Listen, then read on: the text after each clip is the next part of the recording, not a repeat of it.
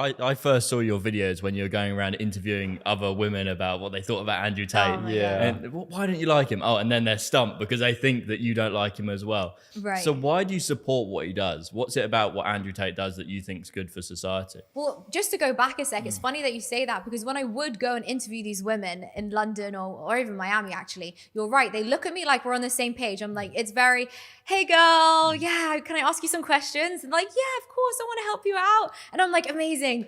I might ask you something a bit controversial, but just, go with me. And then as soon as they realize I'm not on their side, there's a look in their eyes and it changes.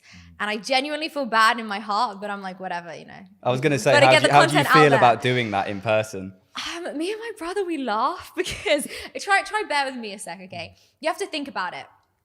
We go up to some random person, okay? And they're kind enough to give me their time. And then they tell me their opinion on something that they haven't even thought 2 seconds about. It's not like they were like posting all over social media, this guy is a rapist, he's evil, whatever. Not at all. I went up to them. And then as soon as they don't agree with me, I start attacking them, And like, it's so ridiculous. I'm like, how dare you say that? How dare you say that? And like, it's crazy because I went up to them, And so I'm like telling them off for something which I initiated. So the whole thing is really stupid. But it is what it is. And, I think the message was important. And I'm very pro masculinity. I'm very pro traditional gender roles.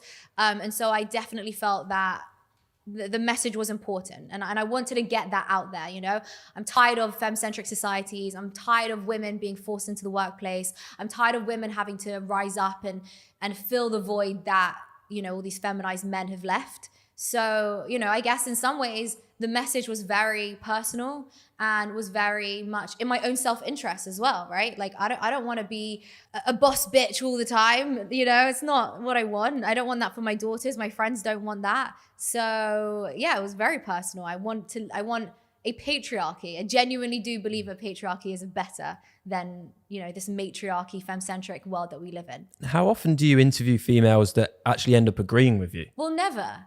But what's funny is the sentiment has changed, and that happens in society in general. Over, every 10 years, sentiment changes desperately, and it's changing so much now. Having these conversations is a lot more normal.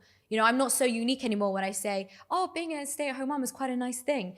That originally, 10 years ago, that was shamed. Now it's embraced. So I think it's becoming a lot more common to believe that traditional gender roles are acceptable. It's interesting that you say that not many women feel that way, because my girlfriend likes Andrew Tate and she's loved the things that you mentioned for a long time. But then I also feel like, I wonder if it's the fact that I've been with her for 7 or 8 years, that she's sort of been with me for so long that it's molded to how I think as opposed to what the general public think. But then to counteract that, Curtis hasn't been with Millie for that long, maybe a year or something like that. And she feels the same way.